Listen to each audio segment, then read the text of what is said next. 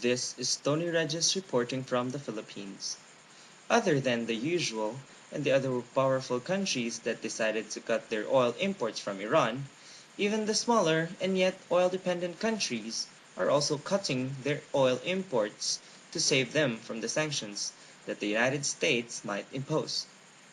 One of these countries is South Africa, and they have only just begun starting to remove themselves out of poverty.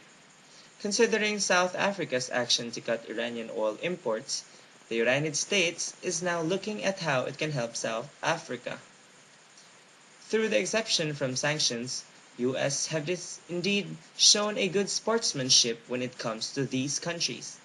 South Africa decided to cut their oil imports from Iran since June, from the scheduled visit of the United States Secretary of State Hillary Clinton. As much as the sanctions and rewards imposed by the United States are only for a 180-day period, the cut made by Saudi Arabia is also not so permanent. Zodwa Batyashi did not comment on the permanence on their decision.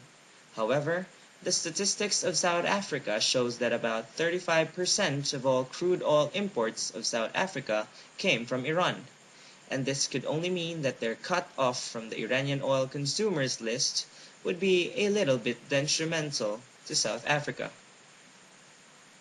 However, since the start of their 180-day grant for exception, South Africa seems to have been stocking itself of Iran's oil while it is still legal to do so. Critics believe that the actions of South Africa and the United States are merely business moves and they have foreseen everything that is happening. Nonetheless, it is a fact that the United States have indeed been good to South Africa with all of the consideration that it has given.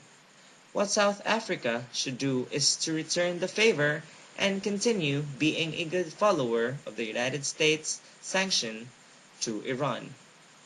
Tony Regis, Philippines.